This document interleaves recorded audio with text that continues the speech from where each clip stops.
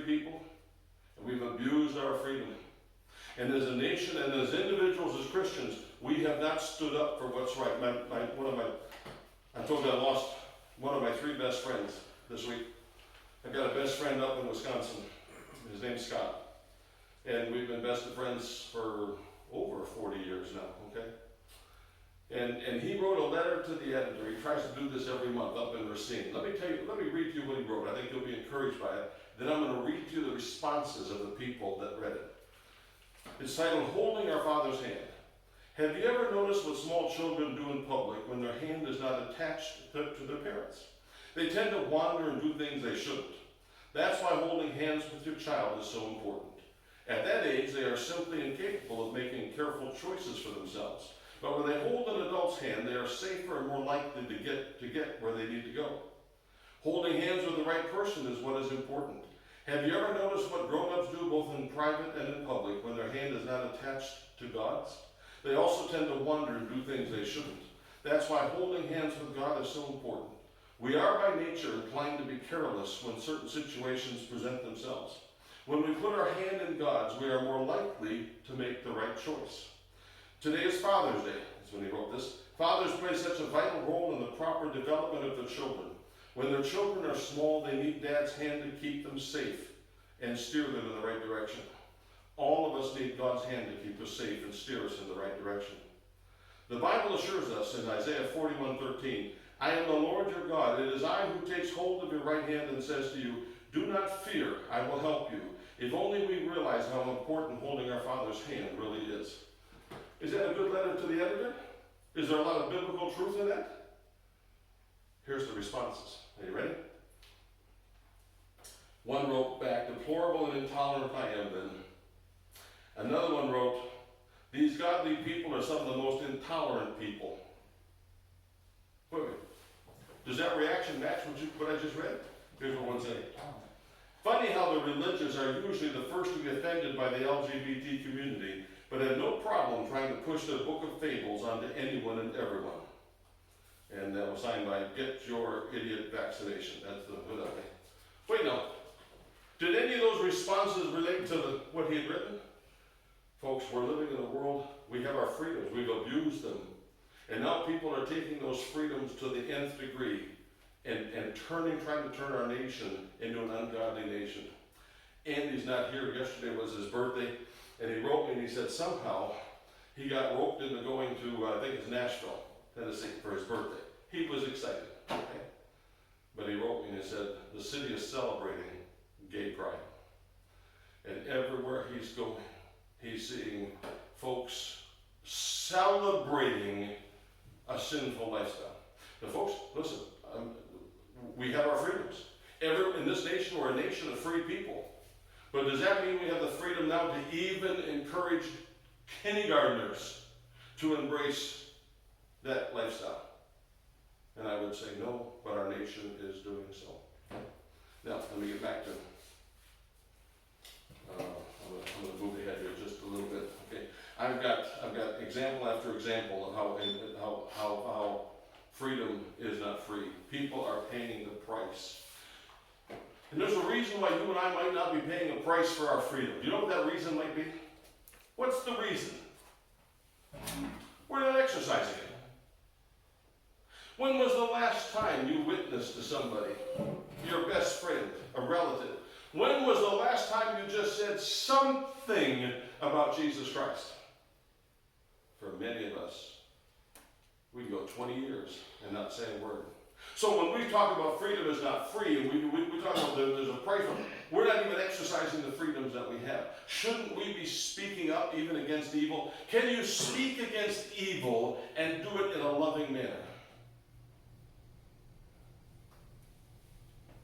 Do you remember the illustration I've given you? My daughter that passed away, my good daughter Stacy, was a lesbian. And she was a lesbian for probably 8 or 10 years of her life. She'd been engaged to 5 or 6 women, okay? She's my daughter, okay? Now, I know men whose sons and daughters have embraced that lifestyle, and they cut them off from the family. And I think that's a tragedy, okay? Now, if you ever saw me around my daughter, you would be assured of one thing. I loved her. And you know what? She knew I loved her. She knew I didn't embrace her lifestyle. She knew that. But she also knew I loved her. So when we were together, do you think I pushed her away and said, hey, no. I would embrace her, I would hug her, and I would kiss her. Was I endorsing her lifestyle? No. But she's my daughter. I loved her. Can you speak against evil and still love the person who's embracing the evil? Can I suggest to you that that's what Jesus did? If someone was embroiled in sin, did he put them off and say, I'm not going to speak to you until you sin? No. He said, I've come to save people from that sin. He embraced people to free them from their sin. And as we talk about freedom, what greater freedom is there than to be free from the sin that rules our life? I mentioned my son. He gives the impression now of being totally embroiled in sin. It controls him. I know probably 10, 15 years ago, I was at the rescue mission, and I talked to a heroin addict who had been free of heroin for 10 years. He'd been a heroin addict on the streets of New York. He had been a severe addict. And he got saved, and he was free of the addiction. Here's what he told me. I'll never forget it. He said, not a day goes by that I don't think about the incredible feeling of my first heroin high. That's the grip that it has. Now, did God save him from that? Yes. But that allure was still there. And so for drug addicts, if they don't deal with that allure, if they don't replace it with the love of God, what happens? They go right back. As a dog returns to his vomit. Isn't that an awful illustration that Proverbs put as a dog returns to his vomit? Yet are you and I doing that with our freedom? God gives us freedom. But are we exercising our freedom and saying, I can do what I want, and you go back to a lifestyle that's totally opposed to what God stands for? Are you loving the sinners around you? Are you caring for them? Or are you jumping into their lifestyle? Even worse. Okay, no, don't do that. But you should be loving those around you. Let me just, I've got lots more to cover, and next week I'll pick up more on freedom and the cost of freedom, and then how to fight for freedom. But I'm going to challenge you with just this. Remember when Joshua said, here's a line in the sand. As for me and my family, we choose to be on God's side. Have you chosen to be on God's side? I didn't say, are you a Christian? That's another decision. That you need to make a decision, are you born again? You need to know that you're born again. And if you don't know that, by all means after the service, come up to me and say, what are you talking about being born again? We'll talk about that. By the way, the man who just read this, the man who is not born again lives once, but dies twice. The man who's not born again lives once, but dies twice. What does that mean? He only has this life to live, and then he dies physically, and then he has a spiritual death separated from God. The man who's born again lives twice, but dies once. The man who's born again has his physical birth, and then he has his spiritual birth, and when he dies his physical death, there is no more death. He now spends eternity with God. Isn't that a marvelous truth? Let me say it again. The man who's not born again lives once, but dies twice. The man that's born again lives twice, but dies once. If you don't understand that, if that doesn't make sense, by all means, see me, talk to me about that. We want you to be born again. We want you to experience the love of God. We want you to experience being free from that sin. But here's what happens. God still gives us that freedom. And with that freedom, even as Christians, we sometimes look back at that life. And the allure of sin is always there. God gives us that freedom. And you need to make a decision, as Joshua did, who was on the Lord's side. As for me and my household, we will serve the Lord. You remember the great sin of, okay, help me.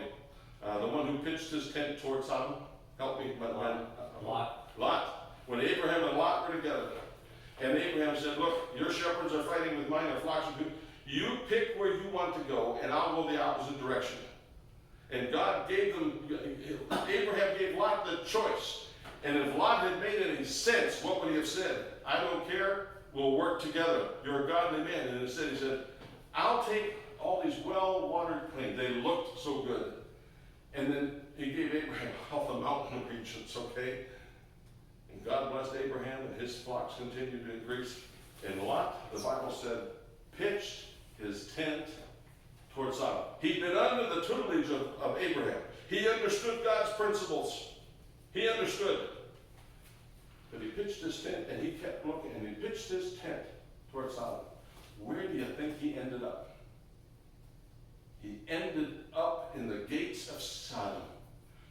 And when the time came, when the angels came and said, we're going to destroy Sodom, leave it. Not one person of Sodom came with him except his wife and his daughters. No one else. He'd been there for years. His testimony was worthless because he said, I want that sin. No, folks, no.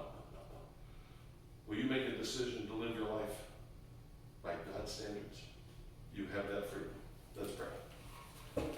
Our dear Heavenly Father, we're so grateful.